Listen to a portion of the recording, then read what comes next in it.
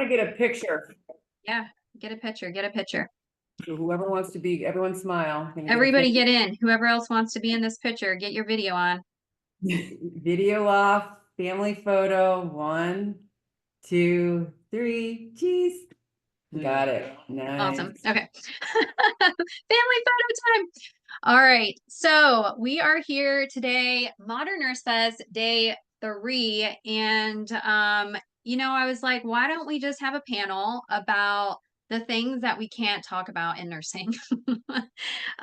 Because like you probably know already, there's lots of things that we really can't say in the institutional academic space because they might be illegal or there might be things still surrounding them that causes the term stigma, right? So that might be really familiar with that term, not only in the plant medicine arena, but also in mental health as well. So they kind of interact with each other. So we'll talk a little bit about that as well. So I brought some awesome people together today. All of these people have already spoken at Modern Nurse Fest, so you can see their recordings because they're absolutely amazing. But I have the trusted Canna Nurse here. I have Holistic Caring and the Green Nurse, and we are all going to just talk about microdosing. We're going to talk about cannabis, and we're going to talk about some things in between. So you can get comfortable as a nurse of using this terminology, but also to be demystified and understanding why these things are just not so taboo anymore because they've been around for centuries and centuries, and even like the Mayans used them, and I'm pretty sure Jesus was walking on water with some psychedelics. So it's few and far between. So we're gonna bust it out for you today. So I'm just gonna have a round table, let everybody introduce themselves, and then we'll get started. So whoever wants to go first.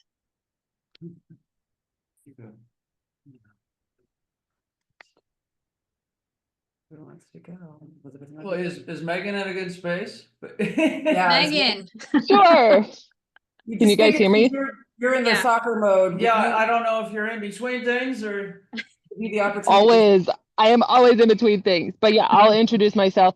I am Megan Bang, founder of Trusted Canna Nurse. We teach people how to use cannabis and psychedelics as medicine, and we have a line of high quality hemp products. And I've been doing this for just a couple of years, 2.5 years now. And yeah, we'll get into all the other stuff. But drugs, that's what we do.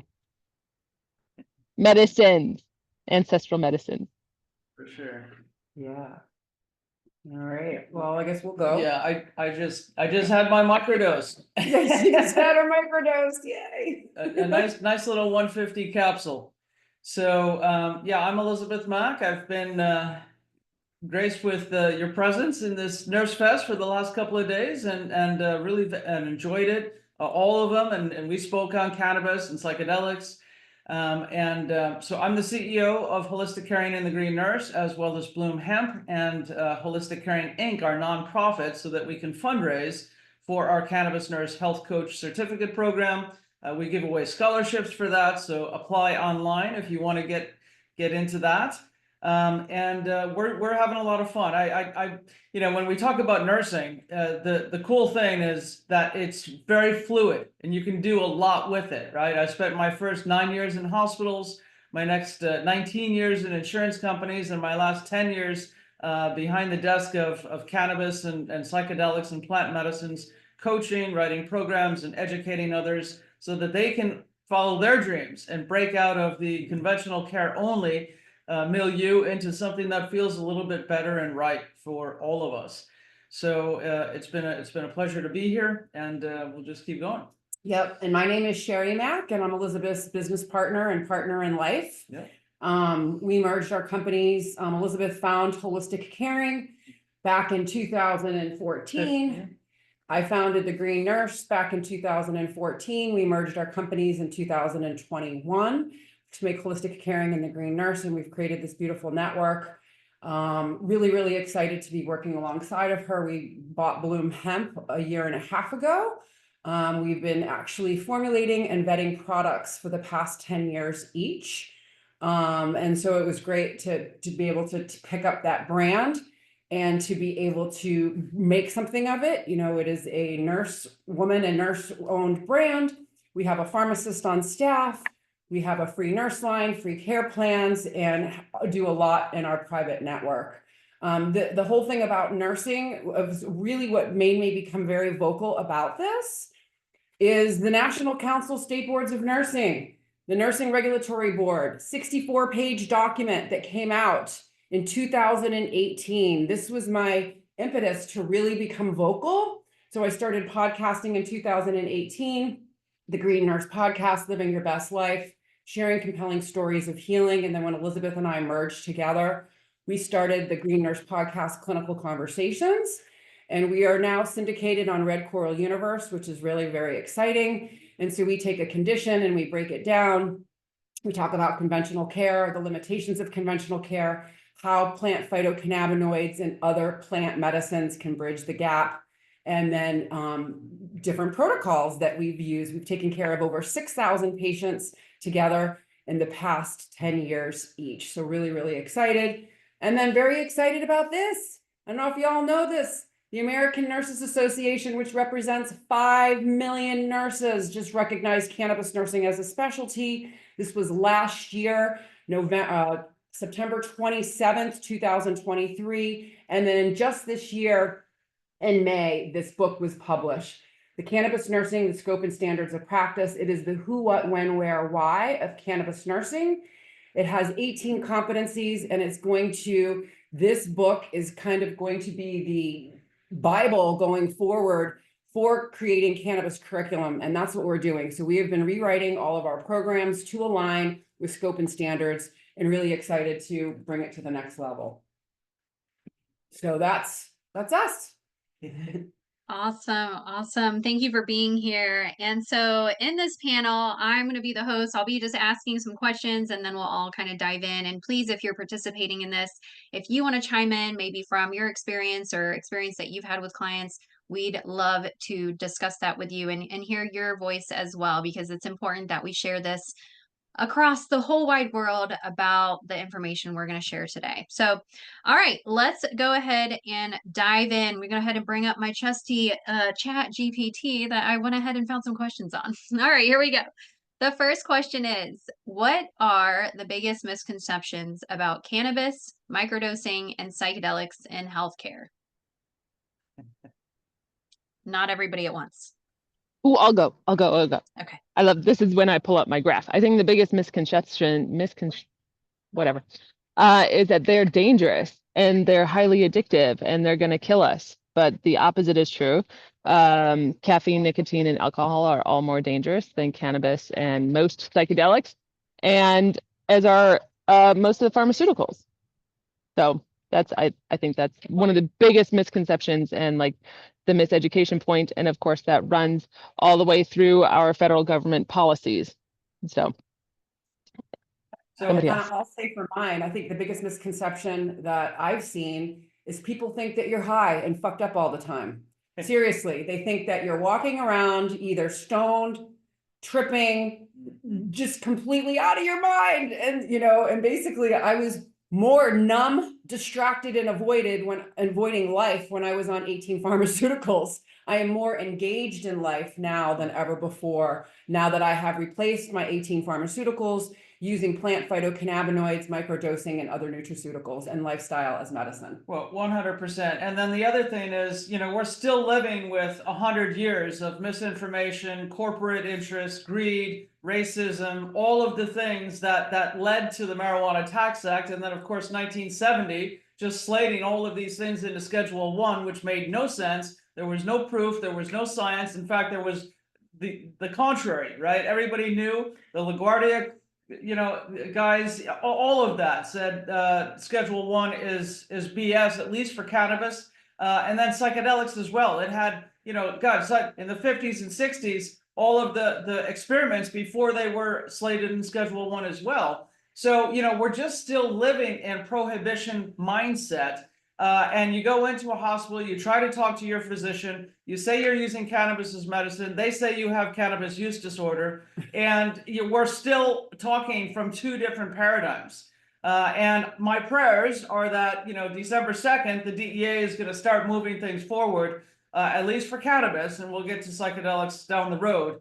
But, there is massive support, right? 55 million Americans are using cannabis within the past year. Psychedelics is rising. There's a renaissance. There's an underground. There's a appreciation for their potential in healthcare and mental health care. So we've just got to realize that everything is temporary and that we're going to keep going. Yeah, I love that. I love that. And I have Trisha Brown here as well. She dabbles in that in our area as well. Trisha, did you want to add anything to this question? Unmuted. Yeah, I hear a lot of that. People think that we're in a space and they're afraid that they're going to get high. And so I have to always reiterate that you don't have to get high to heal. And just obviously, we know euphoria is a good thing. It's not necessarily a bad thing. And to heal and to expand and not to escape.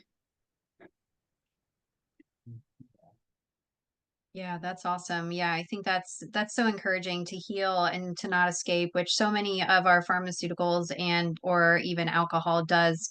It helps us escape and helps us get away so far away from our body. We are so disconnected that we're walking around like literally disconnected from our bodies. And so, you know, I think it's really important that all of us on here have either microdosed today, and you can see we're very functional. We are actually very happy and joyful. You can see that. And I think that opens up the doors for us to be the highest, best self with microdosing. So, you know, we're not higher. I just took some CBD drops between. I'm not like, hey, man, let's go eat a bunch of Doritos. Like, that's not how this is, right? I'm not looking out the window seeing big Teletubbies walk across my lawn. We're not talking about that, okay? We are educating today because we want to make sure you understand that we are not living in reefer madness anymore. It is the year 2024, and there are a shit ton of people doing this stuff already. But if you're not involved in that underground situation, then you probably are very just not even noticing that this is happening. But a lot of people are stepping into enlightenment and they're doing it through either cannabis or psychedelics. So thank you for chiming in for that question. Okay, the next question here. How do low dose psychedelics impact the brain without inducing full psychoactive effects?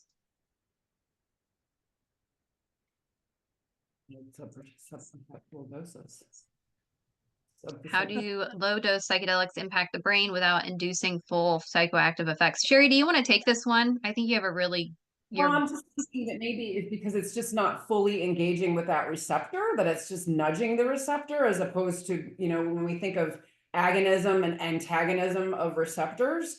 So it's, you know, and also working on multiple other receptors at the same time too. So having that blanket approach. So particularly like when I'm talking microdosing, even cannabis, and how I explain it in a way is I explain the umbrella. I imagine people to say, okay, imagine that you are an umbrella. All of the spokes of the umbrella are your different organ systems. The different fabric pieces of the umbrella are the different neurotransmitter signaling systems. And so when we're microdosing cannabinoids, let's just say cannabis in particular, right? We are taking a molecule, multiple molecules that are actually interacting not only with our endocannabinoid system, but our endocannabinoid dome, which is made up of the endocannabinoid system, the lipid dome, the microbiome, and all of the other neurotransmitter signaling systems.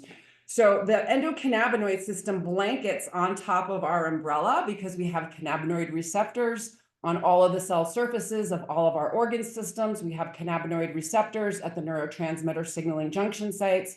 So it's just like raining on us in gentle amounts. Whereas opposed when you have a single isolated molecule in a pharmaceutical, it is poking in that umbrella and it's poking, and it's going to poke a hole. Where we have something that is gently blanketing over us, affecting multiple physiologies all at the same time. Elizabeth has the quote, the pleiotropic effect. I love pleiotropic. That's her pleiotropy. Yeah. Affecting multiple physiologies all at the same time. So you're not going to get high. You're not just hitting one receptor, you're hitting multiple to bring in that homeostasis. Well, and also it all goes back to dosing, right? It's that gentle rain as opposed to, you know, a hurricane, right? Yeah. So when 150 milligram capsule as opposed to a 5 gram lemon tech drink, is going to be vastly different, right? So Huge. it's that gentle rain, but the pharmacology is still there. It's still nudging the serotonin receptors. It's still touching the 5-HT2A. It's still touching other receptors that are going to help our other neurotransmitters come more into concert and for Coherence. us to relax Yeah. as opposed to something that is dramatic. So it really is about dosing. Everything in this field, in plant medicine, period, is about dosing. And so that's what we need to continue to explain to the public and our peers so that they come to an understanding that this is something you can do to enhance health. It's not negative. It's not impairing. It's something that is done intentionally, and intention is a good word for all of it. I want to be intentional. I want to live my best life and help others do the same. Sherry's phrase. And microdosing gives us the ability to do so. Yeah, awesome. Yeah, Megan, anything you want to add on that? Sure. I'll just add that microdosing can enhance our presence and awareness, whereas like pharmaceuticals, alcohol, like guest appearance, those have the opposite effect and will like numb us and blunt us. So I think that's really important. And also that piece is important when determining if it's appropriate for somebody, because some people don't want to feel their emotions. They don't want to be more present. They want to escape. And then that's when psychedelics may not be appropriate for that person. But yeah, increased presence and awareness instead of escaping and blunting. Yeah, I think you make a really good point that, it's going to do the opposite of what you've been doing for a very long time. And so that shift and transition into a different way of thinking and a different way of noticing our body, it's really important that you pair it up with, if you don't want to feel and you're kind of stepping away from psychedelics for that situation, I suggest, and I'm going to ask the panel guests as well what they suggest, but I suggest maybe doing like some sort of therapy that helps with maybe expressing your emotions or understanding your emotions, because once you start microdosing, things in your body become very loud, and emotions and experiences that you've had maybe in the past that might have been traumatic might get a little louder. And so it's important to get that help that you need to process and move through those experiences that might have been a little bit traumatic that you're trying to come on to the other side of. So I'll go ahead and ask the panel guests, is it important, do you think, to pair up psychedelic usage, whether it's microdosing or macrodosing or something in between, with another modality, in a sense, to help kind of reduce harm and increase the effectiveness of the psychedelic at hand? I would just add that, helping improve our microbiome and the endocannabinoid dome are all part of what I do with my program. So I consult and I coach as well. So individualized care plans is a big piece, but I do motivational interviewing, deep listening, and just diving deep with the client so that it's kind of like therapy, but I'm not a therapist.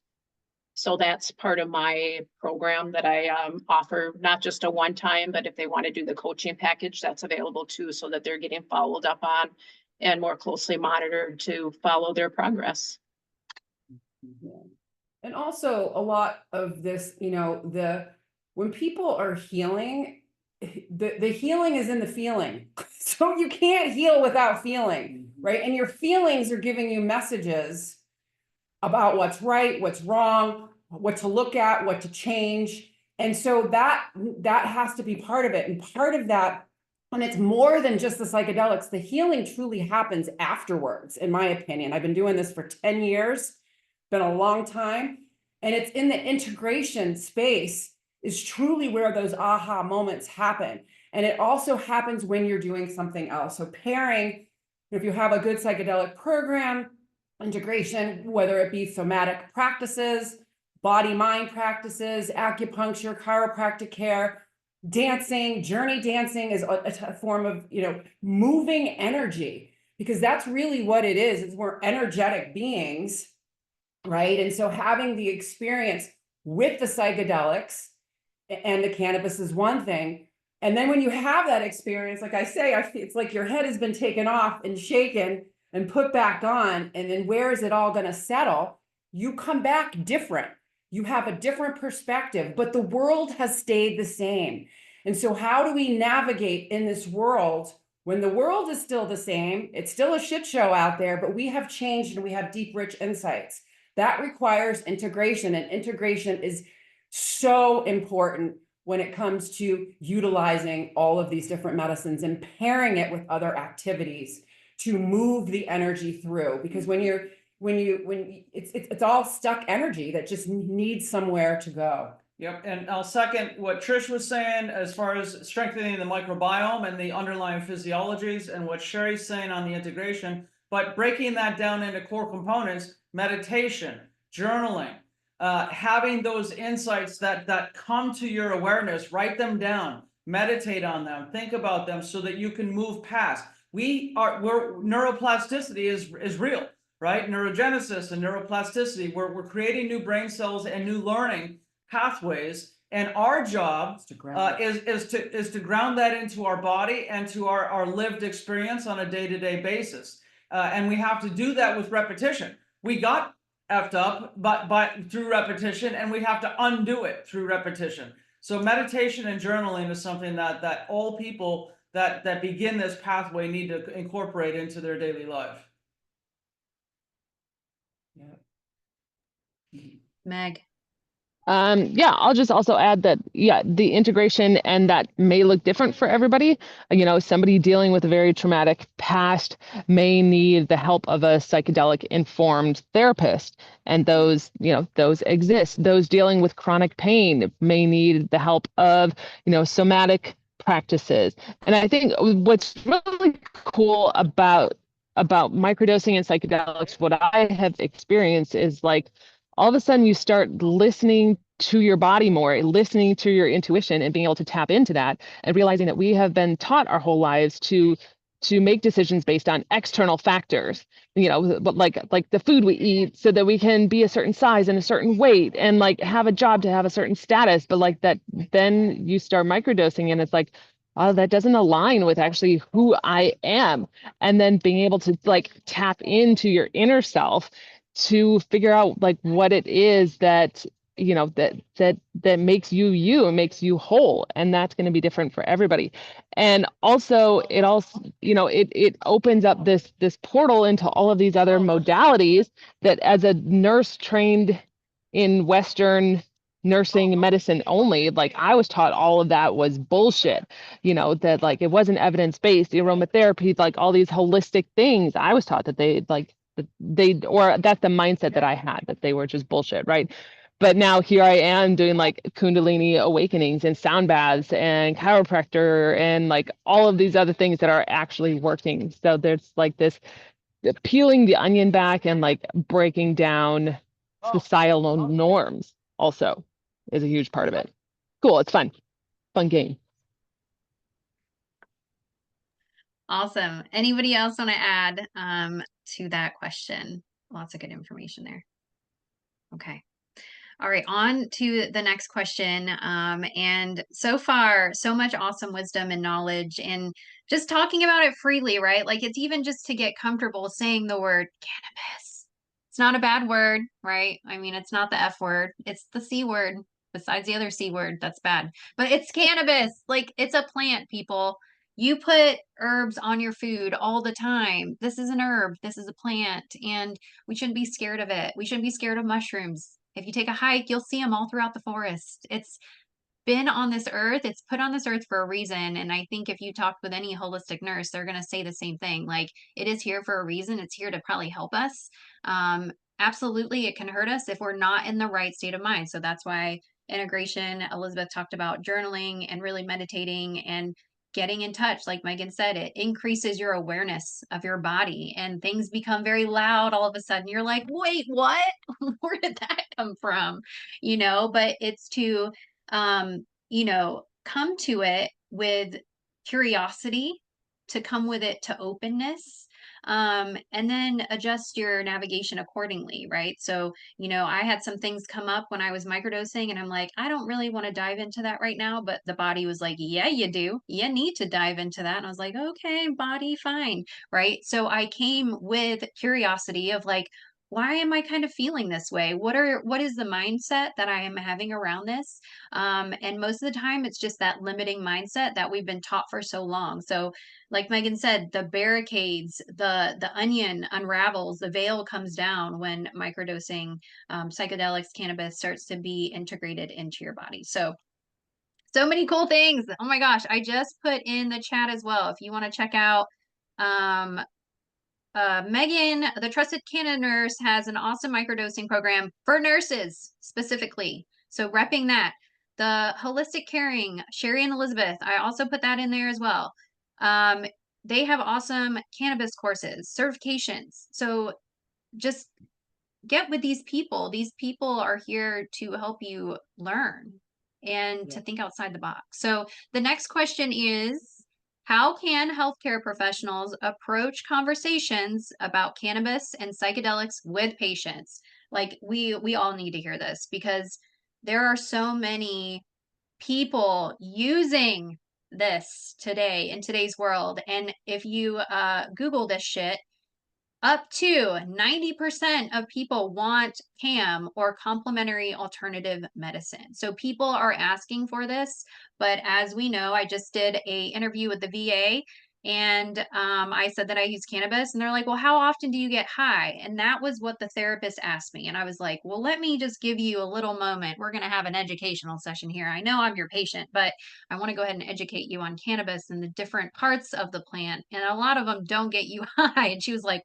oh, I didn't even know that. And I'm like, shit, lady, you've been in school for 8 years and you've never learned anything about this. Like, this is a broken healthcare system. And right then and there, I gave her the websites for the Trusted Canada Nurse and Holistic Caring. And she's like, I'm going to go check this out. This is amazing. And I was like, it just takes opening up the conversation and approaching it in a way that is, palatable. So that being said, off my rant, onto you guys. How can healthcare professionals approach the conversation about cannabis and psychedelics with patients? What do you think? Well, I think it can be put on the health form just as easily. Are you using any nutraceuticals, cannabinoids? Are you microdosing? Anything, right? It could just be a statement to ask. And putting it in that category of, I need to know the nutraceuticals that you're taking to, so I would obviously need to know if you're taking cannabinoids or even mushrooms. Just for educational purposes, you know what I mean? And I think just adding that on to the intake form. And instead of saying, are you using illegal drugs? Yeah. Because I say no. I am not using illegal drugs. They may be illegal to you, but they saved my life. Right. And honestly, it starts at the top, as we say, how do we take this to the patients? Well, we have to take it to the system first, right? How do we build it into the intake form? We need to incorporate this from the top. And for some reason, I was just reminded, it's like you have to ask your mom or dad for permission when you're a kid and you want to do something, right? We have to get the federal government to deschedule, reschedule, have allowance. Understand that you're not walking around being high just because you use plant medicines and that it could be enhancing health. They're so worried about negatively impacting health and the costs that are going to happen with that because we know drug abuse is expensive. We know drug abuse and alcohol abuse it ruins our health and it ruins society. And they're still going back to 1920, 1930. They're still in that mindset that this is going to come to no benefit. And of course, here's the other thing. We need to have an emphasis on something other than high THC. High THC, high potency is scaring the hell out of them. All the regulators, the high THC, hemp THC products, HHC, THCP, all of this stuff, right? It's scrambling the brains. It is leading to more psychosis. It is leading to more problems and more costs and more downstream trajectory of what we don't want in this country. So we have to come to the table as who we are with a complete and comprehensive understanding of this, that it's not going to come from a harm standpoint if we do it right, right? And we have to get the industry to walk away from this is the most profitable way to be, because they're only concerned about money. They're putting profits over patients, and it's dangerous. So there's a lot to unpack there. But anyway, that's my 2 cents. Yeah. I teach during so I'm still employed at the hospital, very part-time in addiction medicine, and I do teach every 3 weeks our patient population about the endocannabinoid system and encourage them to talk with their doctors about that. Also, I work with a lot of different nurses and physicians, and I talk openly about it with my peers to help break that stigma. There was a question in there. Sharon B had a question about Yeah. does you provide with microdosing required an MD sign off? Not sure if you went over this already. So we actually do microdosing and psychedelic coaching and consulting as well. And I do encourage our patients to have those conversations with their clinicians, but they don't have to. So when I started my psychedelic and journeying and microdosing, et cetera, I did have the conversation with my psychiatrist because I was coming off of 18 medications. So I let my doctors know everything that I was doing. I was very transparent and very open, and they were very supportive. I was very, very lucky. This was when I was in Massachusetts. Fast forward, now I'm in California. I go to my doctor's office and I tell them what I'm doing. She slaps on my chart, synthetic cannabis use disorder. So I had to have a meeting with her to take that off my chart. I said, just because I am not using the 18 pharmaceuticals that was prescribed to me, and it made a choice to supplement with cannabinoids and microdosing, nutraceuticals and mushrooms, doesn't mean that I'm abusing it. There's a big difference between use and abuse. And basically, and that's the therapeutic use of cannabis and psychedelics, is the use of these plant medicines for medical wellness and healing purposes. And it's personal and subjective to each consumer, with objective criteria being improvement in one of the 5 health domains without negatively impacting any of the others. So basically, when we're looking at that, we're looking at, physical health, mental, emotional, spiritual, and social. So in other words, if you're having improvement in one of those health domains and then a decline in some of the others, then you may not be using it therapeutically. But if you're having an improvement in one of the health domains and your other health domains are stable, then that is therapeutic use. So there is a way to define it and a way to quantify it when educating even our health professionals that are taking care of us. It's hard, but it's necessary. And I stand very firm on that I am using this appropriately. And your perception and judgment and bias just shows me the lack of education that you have, and that you really need to learn this. And so I'll slip on my card. We've got some programs for you. We got a free network. Come and join. Well, yeah, and the nurse leaders are the ones that are guiding and leading, truly. You cannot go to your physician and say, hey, sign off on this for me. They will say no. They will say no. They will say flat out no. They are not going to sign off on it for you. And so you have to realize you have a sovereign right to try this, and it's up to the nurse coaches to help you do that safely. yeah, and even today, so we're rewriting nursing curriculum. I'm constantly going to the American Medical Association. The American Medical Association does not approve of anything. Not even rescheduling. Nothing, unless it is FDA approved. Yeah. Period. End of story. So they don't, so nursing is truly the game changers in this space when it comes to cannabis, psychedelics, microdosing. The renaissance of plant medicine healing is truly lying in with nursing, carrying this forward. Yes. I just love the passion. Like, I love the passion because you can tell that you know your shit. And I'm totally down with that. So let's keep moving here. In the chat really quick, we've got a comment. It's really is broken in healthcare. I work in the hospital, and upon admission, this is a question that's required. Once a patient says yes, it prompts the nurse to place an order in for social work for a substance use and abuse. They will then diagnose a patient with cannabis dependence, which is a psychological disorder. Thank you, DSM-5. And now the pharmaceutical companies make money, right? It's that roundabout here. Another person, the same thing happened when I worked inpatient psych. Anyone who tested positively automatically got the diagnosis, which is bullshit. It was one thing that made me leave when I was told to educate a cancer patient using cannabis for symptom management to stop. I refused. So, I mean, nurses are quitting over this. And, it's really concerning that, this isn't taught in nursing school. I left a big box institution because I was talking about psychedelics and cannabis and they did not like it. And I got pulled into the office so many times for teaching about energetics, awareness, psychedelics, cannabis. And they were like, Emily, this is not your scope of practice. You don't know anything about this. And I'm like, you don't even know me.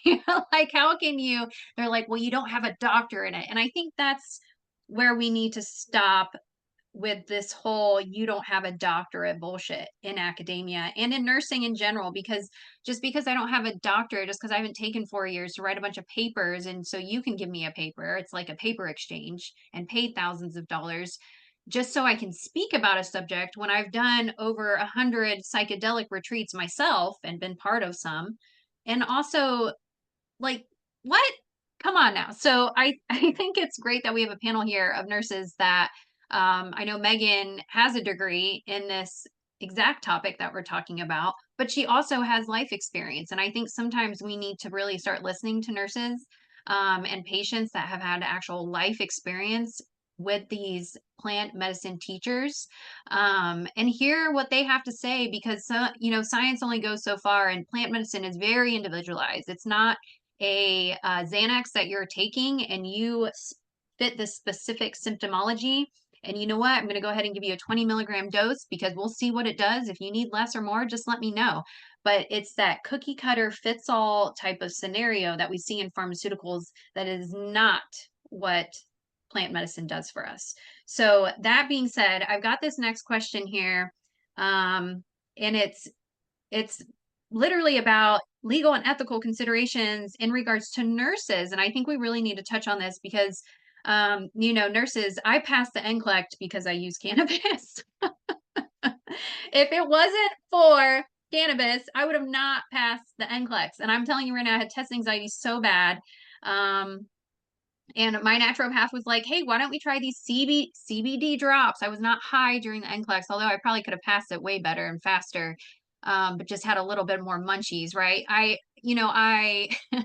I took some CBD drops. I went in and I felt like I knew all the information. I was like, oh my God, I think I passed. And I was a wreck before that. I had failed the NCLEX 3 times before that. So this was my 4th time doing the NCLEX. And I passed because of cannabis. And I'm going to tell the whole wide world that. You can actually listen to my YouTube about it. But, it's really important that we discuss cannabis because you can use it as a nurse. And so let's talk about the ethical and legal considerations within regards to nursing. So what legal and ethical considerations should providers keep in mind with cannabis and psychedelics in regard to healthcare professionals using these plant medicine helpers and guides? I can jump on this. First of all, I think we have to recognize that legal does not always mean ethical in this space, that or illegal does not mean unethical also. So in using cannabis and CBD, some nurses do have to worry about the urine test, and there are, ways around that. But I'm waiting for the lawsuit to happen that, a nurse is using CBD and then gets fired because she was using federally legal full spectrum CBD. And I think that happened at the federal level, with the Fed, some dude was using CBD for pain and got fired. But then he filed a lawsuit and actually won because it was federally legal. So I'm waiting to see that so we can get rid of the freaking, urine test for THC.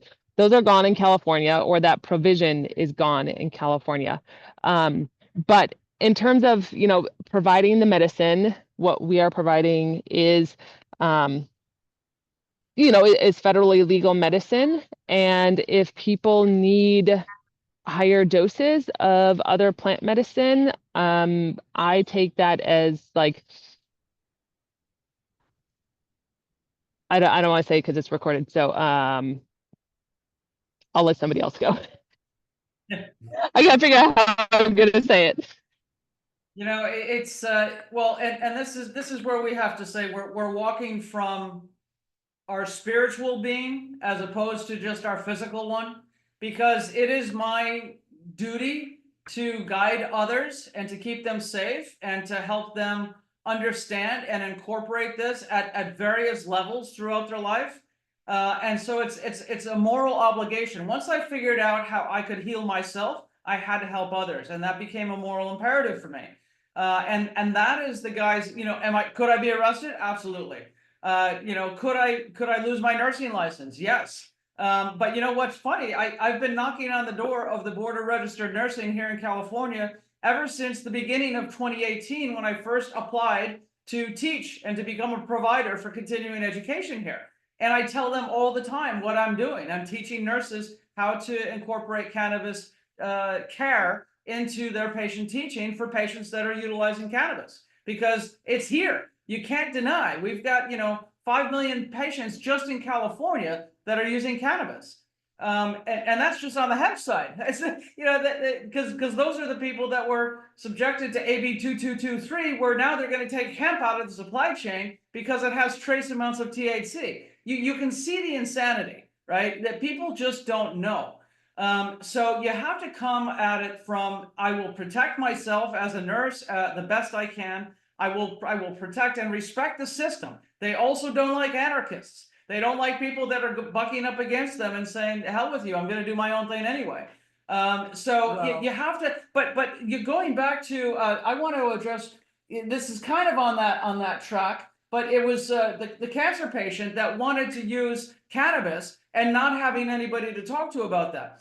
This is where you need to come in with the research, right? So I've been writing programs for the last, let's just say 8 years, and I research all the time. 42% of breast cancer patients are using some level of cannabis to treat symptoms. They're using it for pain, for anxiety, for sleep, for all kinds of things, neuropathy, chemotherapy-induced neuropathy. I've helped people with this so many times.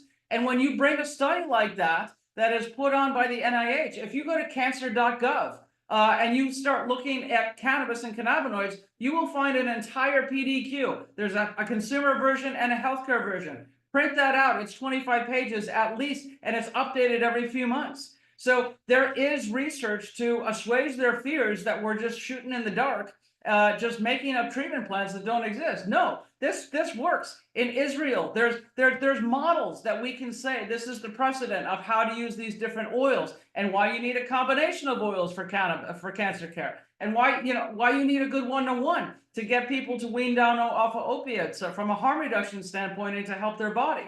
So we have the research. They're just not paying any attention. Yeah, I think, and Megan came to her thought, safe access to medicine is harm reduction.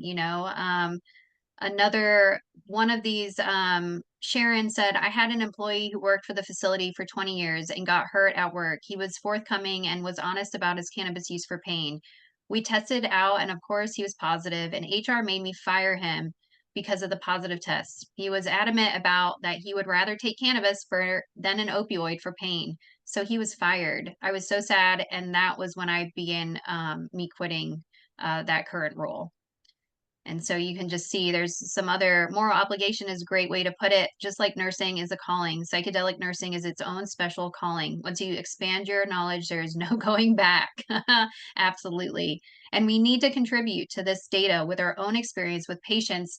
So let's talk about that in regards to like the research and like clinical and non-clinical research, because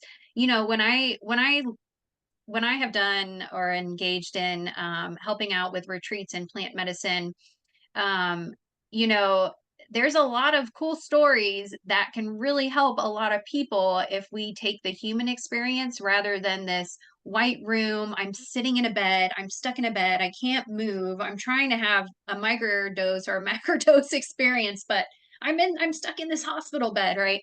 So, I think plant medicine, when we're doing research, it should really allow to be integrated into other things like moving, taking a shower, drumming, dancing. It really should be invited to add these other modalities. But as we know currently in research, it's very clinical based, which I think takes away really from the whole reason why psychedelics are even around. But that being said, what do you guys think about in regards to research and the use of clinical and non-clinical research? So just taking like testimonies from humans. And can you share some of your testimonies with us? I know you all have businesses within this realm, some testimonies of positive client patient experiences that are just truly wild and unbelievable. Oh God, I've said so many. Yeah, it's so there's observational, which is the patient, right? So we've been beholden to observational research in this country for the last couple of decades because of federal illegality. However, there are ways to enhance that data. We just finished a study with the More Better Relief app and the Kenigma and partnering to discover what our advanced focus tincture can do. CBD, CBG, THCV, yerba mate, reishi, and lion's mane. And this is enhancing cognition. It's enhancing productivity. People got 2.2 hours more productivity in their day, and all of this is trapped through an app. So there was 1 week without taking the medicine, and then 3 weeks with taking the medicine. And we found that the results were just staggering at how many people had less stress, more productivity, better relaxation, better moods, and a host of other things, including 52% having a reduced appetite and 24% losing weight.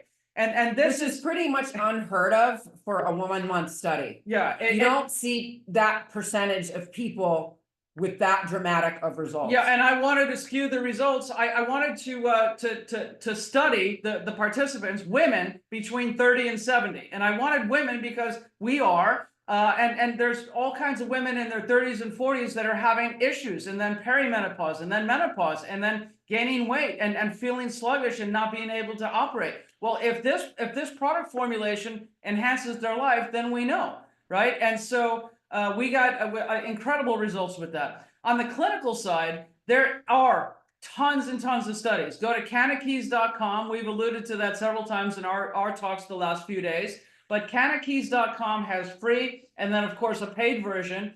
And they put together all of the double-blind, placebo-controlled trials on cannabinoids in isolates as well as some whole plant formulations and what NIDA is doing. And so there is research in this country and abroad. Many of them come from Spain, Israel, Australia, Canada. And I'm surprised with Canada, that they're not contributing more to the literature and to the research, because they have medical and recreational both legal, and they could just be exploring away. But there's only like 40 million people in Canada total. And their system went recreational pretty quick, and then they stopped tracking things. And in fact, the medical cannabis companies are declining big time.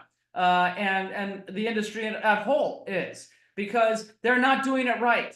And that's why I said you have to go to the top. You have to get federal leadership to start saying this is important. This is a way out of the healthcare crisis, not into it. This is a way forward rather than backwards. So, yeah, there's a lot, but research is being done. I have a soapbox. I think that research is being done. I don't know that research will ever fully reflect what's happening in the real world. And I think that's really important to recognize that, yes, you have this, randomized double-blind placebo-controlled trial where you have this one single intervention, but like in the real world, patients are still on pharmaceuticals and microdosing, or they're coming off of pharmaceuticals, or they're taking other supplements while taking cannabis and doing, meditations. And I don't know that the research is ever going to fully reflect real world like that. And that's where like, go ahead.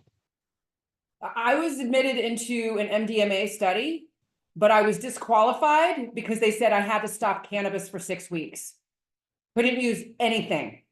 So, and so it's just like, well, Yeah. aren't there, so in other words, I've replaced 18 pharmaceuticals. I have complex PTSD all over my chart. I qualify for this, but you're saying because I'm using CBD and THC occasionally that I can't be in this study. And they're like, that's right, you have to stop using that. Yeah. So I decided, and that's a huge data point that they're missing. Yeah. Huge. Mhm.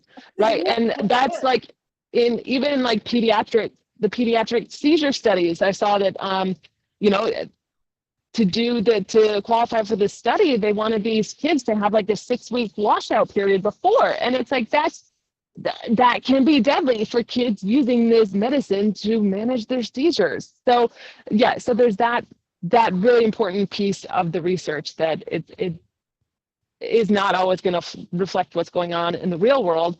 And then I think the academic world and the medical world needs to get off their high horse and say like, oh, just because we don't have research supporting microdosing for anxiety reduction does not mean that that's not happening in the real world. Like there are so many cool things that we're seeing like with plant medicine. And I'll just, a few examples, like dementia patients, microdosing is helping them be more present and helping with pain. And let's see here, endometriosis pain, suppositories for endo pain, and even microdosing for endo pain. And like all of these like phenomenal things that it's going to be a long time, if ever, we see that reflected in the research. So that's kind of where I don't know. Does that make us anarchists because we're not following exactly the research because we're following the real world? Right. I think some people might say that makes us anarchists, which is crazy. I think there's a middle ground here that I think is really important. So I'm going to come off camera for one time to talk about it. I think as clinicians, like as the people on the front lines working with patients holistically in all the things that they're doing, I think we have a unique opportunity and like truly an obligation, I view it as, to capture data as much as we can. So like in my own practice, that's something that I'm focusing on right now is how do I do what I'm doing already with patients and in that holistic coaching, but also how do I capture data as much as possible with everything that they're doing in terms of meditation, movement, energy medicine, cannabis, whatever else that we're doing.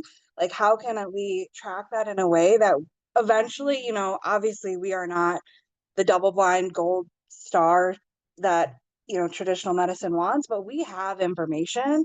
And what has gotten cannabis to popularity so far is the anecdotal stories that people have reported for so long.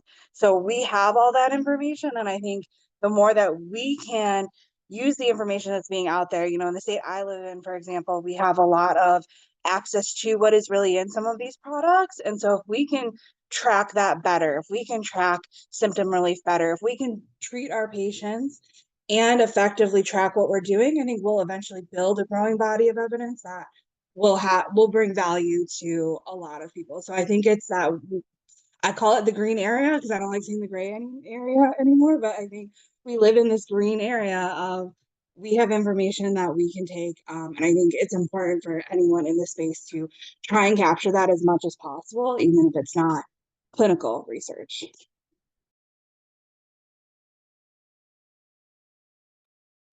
Yeah, thank you, Mary, for sharing that. Yeah, go ahead, Elizabeth. Sherry, did you have something to add? Well, I was just wondering what state you're in and what area of care you work in.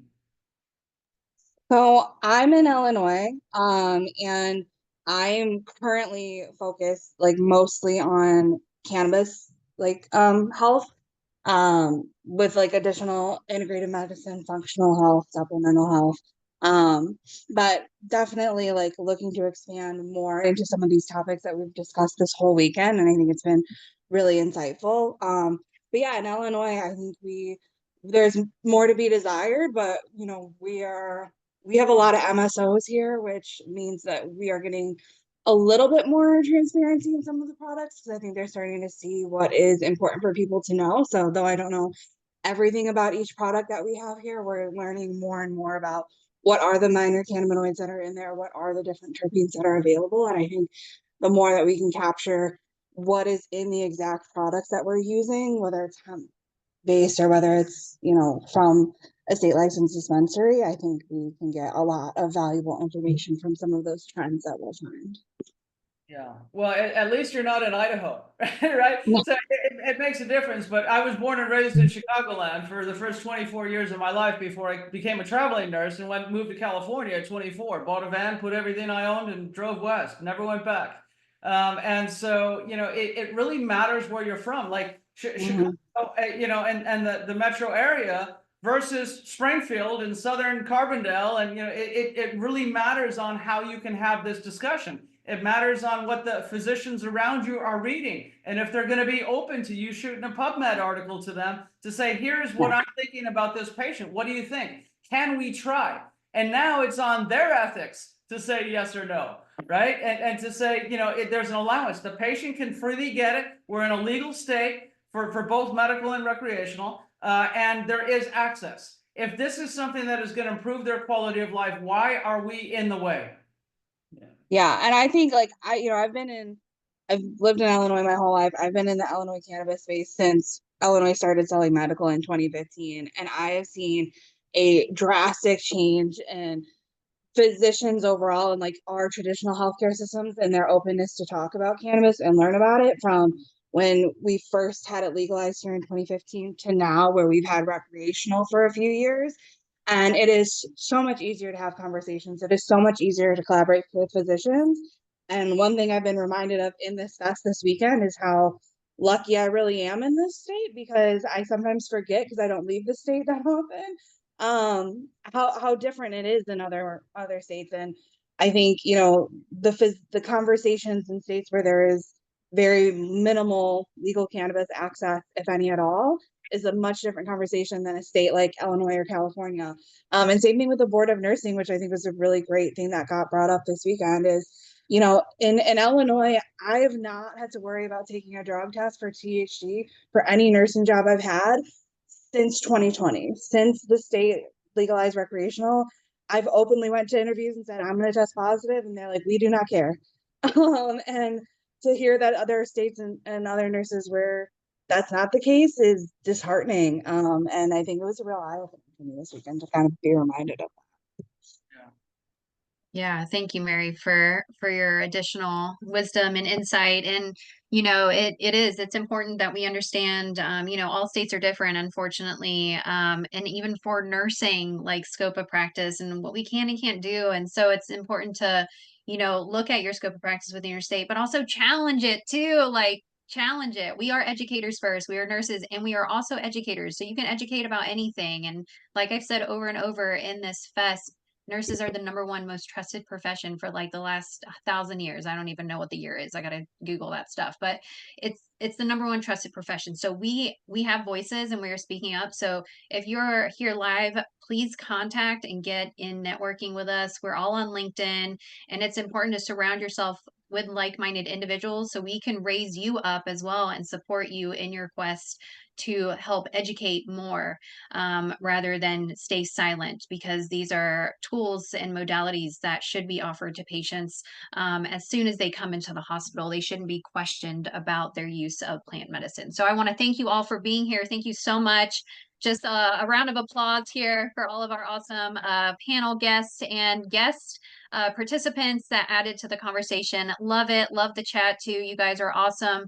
And again, just be safe out there and make sure you're covering your own ass, right? We want to make sure when we're talking in this space that we're talking intelligently, and that's what nurses are. So go and be intelligent. And I'll see you at the next session. We've got Bridget Montez coming on for Website Wellness. So I'll see y'all over there. Thank you again. Thank you so much.